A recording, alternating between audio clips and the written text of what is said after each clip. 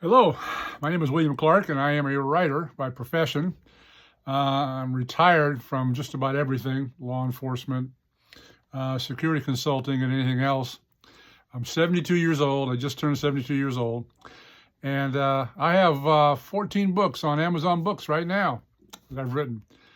Uh, the reason for this podcast is that I have some things I wanted to share with you and let you know that for the older guys out there, and I know there's a lot of them, the times we're living in right now are incredibly confusing. Disconcerting would be another good word. I just wanted to share some things that I've picked up along the way and why I have been writing books and why I find that it's incredibly satisfying to do. I'm drawing on 72 years of experience working everything from law enforcement to overseas consulting to just living life, that I've picked up a few things. I've worked in Africa, I've worked in the Middle East, I've been all over the world, and it's been quite a journey. And it has brought me to this position of being in a podcast, which is, by the way, brand new to me. I'm not sure of the tech, I'm still working on it. But I'll tell you a story that people ask me all the time, where do you get your inspiration for your characters and your books? I know what it's like. Let me back up. A lot of my characters, most of my characters in my novels, are pitted against something that's almost or all seems insurmountable, to the point whereas there's no way they're going to get out of this. The powers that be are too strong, and it's just not going to work out. The person's going to be destroyed. They're not going to make it. They're not going to survive. And then in the end, they think their way out of it, and circumstances, and there's a successful conclusion to the story. I'll put it that way. But this feeling of hopelessness, I'm able to capture it a lot of times with my characters in my story. And I can tell you an incident in my life where I felt that hopelessness, where I felt that absolute, I'm not going to make it out of this. I was working as a security consultant in Nigeria, West Africa. And I was working on a plantation called the Akomo plantation. Now, what this plantation is in Nigeria, palm oil, palm trees, palm seeds, palm oil, red palm oil, is considered a national treasure in Nigeria. It's very expensive. And this particular plantation not only had 100,000 acres of palm trees, it also had rubber plants for rubber, for tires.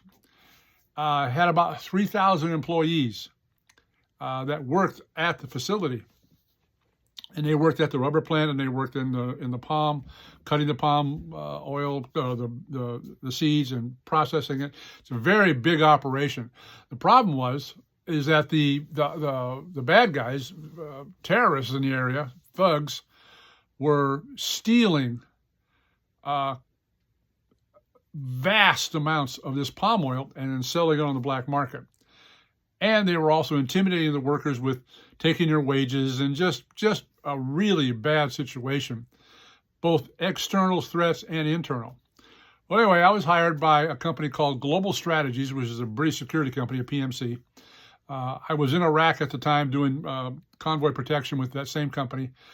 And they said, would you want to go to Africa with another guy, one, not many, but just one other guy, and help secure this facility called the Akomo plantation? I said, fine, yeah, sure. I mean, Iraq was winding down. There wasn't a lot for us to do. We were just doing a little bit of convoy protection, and I was working out of Mosul.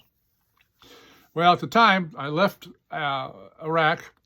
I went to Dubai, and I met my other individual who I was going to work this plantation security with, and he is a South African Special Forces ex-colonel, Afrikaner. a legend. I won't give his name, but he is, if I mention his name and you know anything about South African special operations, you would know this individual. Very good friend of mine, became a very good friend, very squared away, very sharp on knew what he was doing. And he was the program manager, and I was going to be the deputy program manager of this program. We leave Dubai, we go to Nigeria, we end up getting picked up to the airport, we get taken out to the Akomo plantation. We meet the program manager, the plant manager. He's another South African Afrikaner running the facility. And within this huge facility of these plantation, there is a housing area of about 9 houses, a mess hall, and a swimming pool, which is fantastic, and a small bar. And this is where the people who run the facility, the main supervisors, who are French and Belgium, and there was a couple Germans that run the facility, live. And this is where we lived. This is where myself and Werner, we shared an apartment. Well, I was there for almost 3.5 years.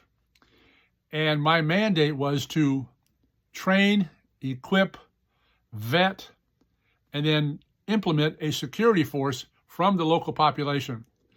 You have to realize now that all of these people had no security background whatsoever. They had no law enforcement background ever. None of them had ever worn a uniform, never had been involved in any kind of military. In fact, the military was feared, and police were feared in Nigeria because they're corrupt, a lot of them.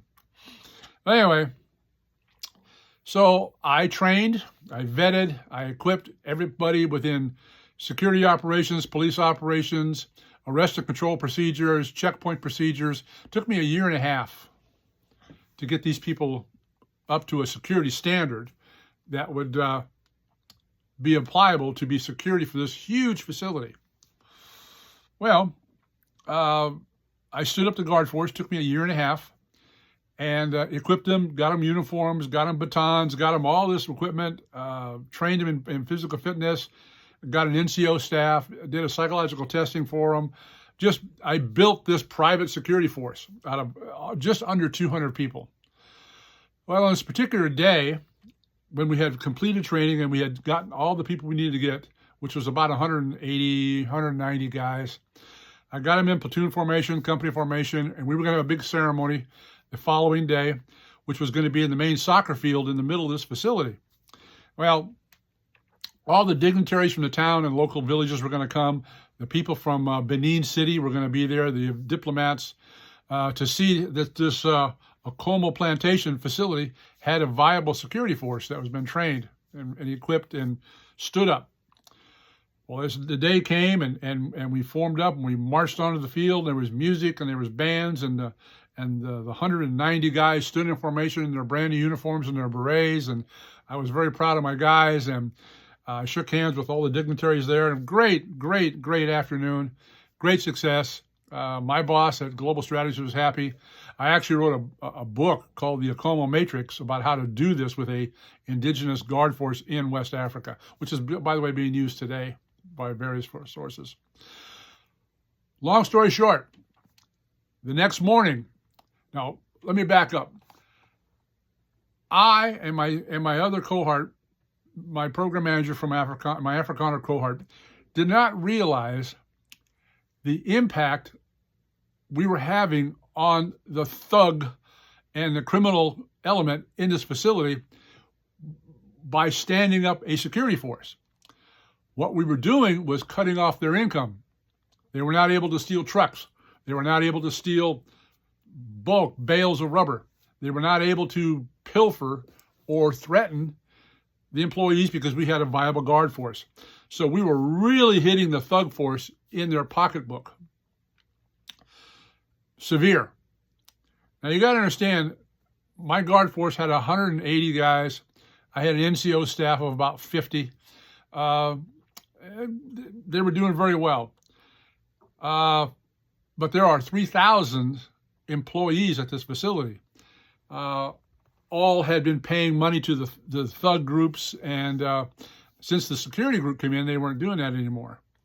So This is the day after the ceremony. I'm in my quarters. It's 5 o'clock in the morning. I get up, I have my tea. The plant manager wants to drive in early. It's still dark outside. And so he gets in his vehicle, and I said, I'll follow you in my vehicle. Now, from the housing area to the main plant facility is about a quarter mile. It's down one single long dirt road. It's dark outside. It's hot. It's, typical African morning.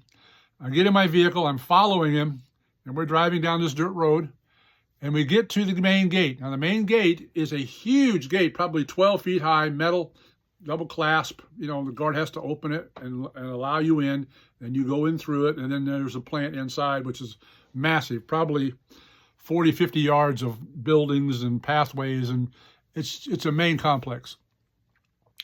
Well, the plant manager drives through, and I'm right on his bumper. I drive through. I look over at this gate guard, and I do not recognize him. He's in uniform. He's got his beret on. He's got his shirt on. He's got his pants. He's got a uniform on of our uniform, but I do not recognize him. He looks completely different than anybody I've met so far. And I remember now, I've been here a year and a half training these people, so I know just about everybody.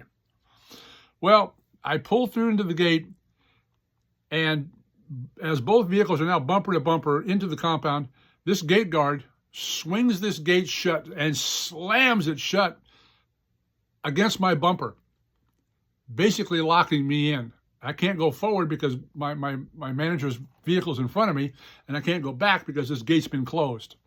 I look up, and off to my right, there is a human wave of people, probably 60 or 70 people in the dark, running, and they overwhelm the project manager's vehicle, come down on the other side. They jerk his door open, and all I see is his feet come out of the car. And they start beating and wailing on this guy. And then I look up, and here comes another wave towards my vehicle. They hit my vehicle. They break my windshield. They just bust it. And they break the passenger side window. It shatters. They get over, and they jerk my door open. Well, I had a big can of bear spray. We couldn't carry weapons, but I had a can of I'll never forget, it was a can of orange bear spray. And I picked it up, and I just hosed that wall of faces right here with this foamed bear spray. And they screeched and hollered and stuff, and I slammed the door shut. I dropped it into drive. I rammed the car in front of me and then got around it, and now I'm going across the compound, which is only about 40 or 50 yards of compound. But I'm in this Range Rover, and I am flooring it. People are everywhere. People are falling off the hood. People are jumping on the hood. I know I'm hitting people, but I'm not stopping. Up ahead is a similar gate to the front gate, and it's about 12 feet high, and there's 3 guys standing in front of it. In the headlights, I see them. They're standing there, and they all got clubs.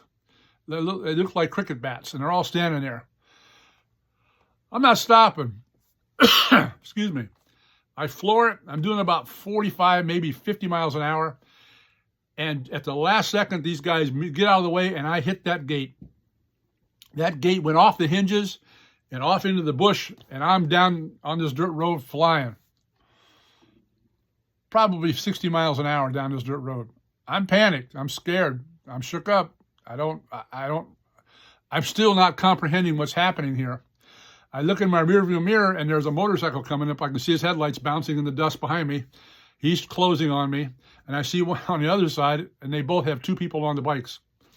They're pulling up beside me, and the passenger on both of these motorcycles are trying to bust out my windows as we're going 45, 50 miles an hour.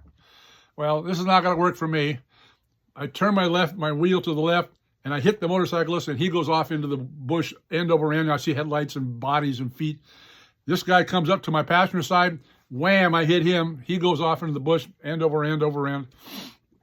Now I'm by myself. I'm out in the dark, and I'm flying down these roads out in the plantation. It's dark outside, and I'm thinking, what the heck is happening?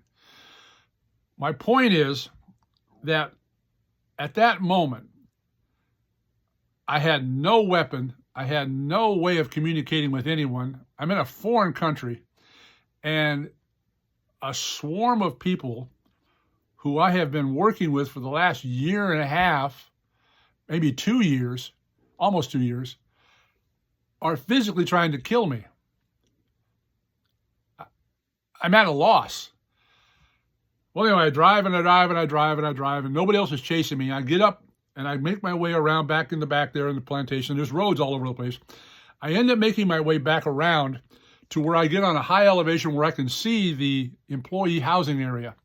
And I can tell that that gate is still closed and that the mob that's a quarter mile away over in the operational area has not moved over there yet. But I got to get over there somehow, and I've got to let the staff know that the facility has been assaulted. It's been taken over. I got to get there and warn the people there that are still sleeping in the housing area. So I end up finding a small little subdivision road. I end up crossing some ditches in the vehicle. By the way, I have no headlights in the vehicle now. They're all busted out. Glass is busted out. I'm sitting on glass all over my car. They've really wrecked the Range Rover. I end up driving to the main gate. The main gate is not manned by anybody.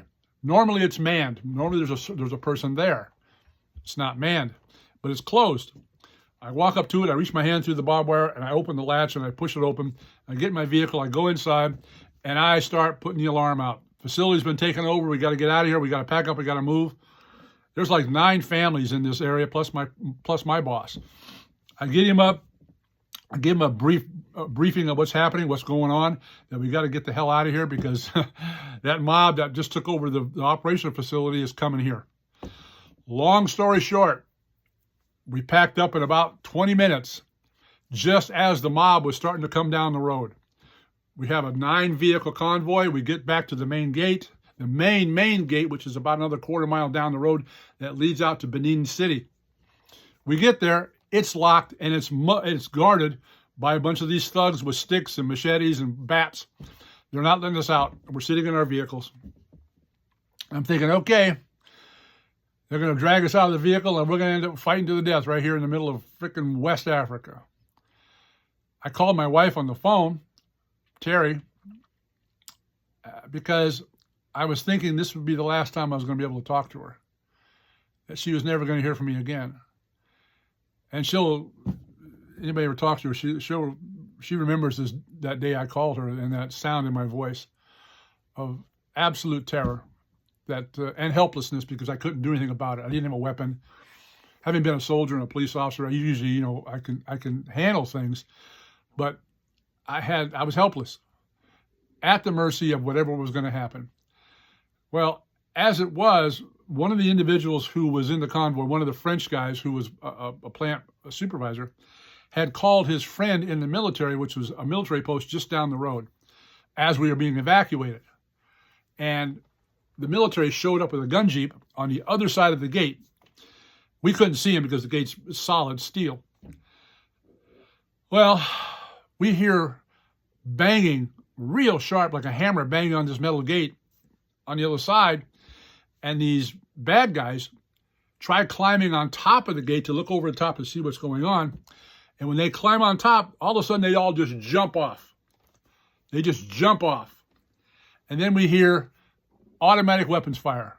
Pow, pow, pow, pow, pow, pow, pow, pow, on the other side of the gate. It's not coming through. They must be shooting in the air. Point is, they were able to open the gate. They got us out, all 9, 10 vehicles. They escorted us to Benin. We checked into a hotel, which is like 30 miles away from whatever was going on. And that was my last day during that season with the Akomo plantation. About a week later, I'm staying in Benin City. I booked a flight and I went on home. It really rattled me. It really shook me up. And because I was helpless and I hated that feeling. My point for telling you this story is that I have been able to draw on those emotions for my characters in my story, of the feeling of overwhelming hopelessness, yet seeking the dawn. It was quite a deal, and it's one of many that happened to me while I was in Africa. But I wanted to start this podcast by telling you and introducing myself and letting you know that this is a podcast about older guys, what we go through, and if you want to be a writer, write. I never thought I could do it. I got 14 books on Amazon Books now because the stories just keep coming out and I just keep putting it out there. The reviews have been fantastic. But this was my first foray into podcasting. I'm very excited about it. And if I can reach somebody out there, give them a little inspiration, let them know that, you know what? If I can do it, anybody can do it. If you've lived life and you've got experiences, all of that will translate into characters for stories. Don't let everybody tell you you can't be a writer. Don't let everybody tell you you can't get published. You can get on KDP, you can get on Amazon Publishing, and your words and your book and your story will get out there. So I want to encourage you guys. I want to encourage you people. Guys, listen to me right now. Gals, listen to me right now. Don't be afraid of this stuff. If you've got a story to tell, tell it. Because if it's good and it has coherence, people will find it, they'll enjoy it, and you'll make a mark. Time is short now. I feel it. I feel the cultural society winding down, or in some cases winding up to the point where we're not going to be able to control it. I sense it. Like I said, I've been alive 72 years on the planet as of July this month, and I'm feeling a few things I've never felt before. I believe time is short, and I believe that as human beings, we've got to try to be the best we can be now. We got to try to understand people we don't really understand. We got to try to get along with people we don't try to get along with. We got to get out of the judgment thing, and we got to turn inward and start finding out how we can be the best person we can be. And if that calls for writing it down and making a heck of a story in a book about characters that you want to bring to life, then by all means, go for it. Do it. How I learned how to write books is I just researched it on the internet about how long an average novel is. An average novel is 40,000 words. The average amount of pages in a chapter is 10 pages, which means it's 5 pages on double-sided, 5 pages per chapter, 40,000 words. If you've got a story to tell, it's amazing how fast 40,000 words fills up a computer screen or a file. You can get artwork free on the internet. Heck, Amazon KDP will help you publish it as far as word crafting, syntax, and if you've got an editor that can help you out, that even adds to the quality of the work, and they'll publish it. The point is, guys, I guess what I'm advocating is self-expression. Get out there and tell your story. Don't let your age or an infirmity or a misconception about how you're going to be perceived. Get out there, tell your story, and believe in what you're doing. That's the whole thing. You know, nowadays people don't believe anything. It's all surface. Get inside that heart, get inside that soul, get inside that spirit. Tell your story, get it down in print, get it out there and get it published, and reach people. All right. I've talked enough about this on this particular one, but I wanted to bring this podcast to you as an introduction to let you know that I'm going to be doing these a lot and sharing the insights that I've gotten out of 72 years on the planet. God, I cannot believe I'm that old, but I look at my driver's license and sure enough, I was born in 1953. What? Anyway, I digress. I'm not going to get all bent out of shape about my age. It is what it is. I can still do what I want to do. I just do it slower. Anyway, as a writer, Be a writer. Don't be afraid to say, I'm a writer. It's a great profession. It gets a lot of things out of your system that you need to get out. And there's ways that can be used professionally within the tech that we have here that can make it viable. And it'll make people want to read it. So, in closing, I'm going to use the same old phrase that they all use for podcasts.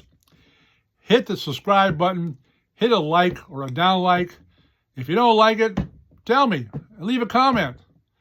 I'm a rookie. I'm a brand new guy to this thing. But I'm representing all the brand new guys. I'll get out there, I'll get on point, I'll walk the line. And if I get hit from ambushes from all different sides, doesn't matter. What are you going to do to me? I'm 72 years old. I got arthritis in my fingers. You can't my hands. What are you going to do? Send me to Iraq? Been there, done that, got the t-shirt. I've been fired, hired, praised, cursed, loved, hated.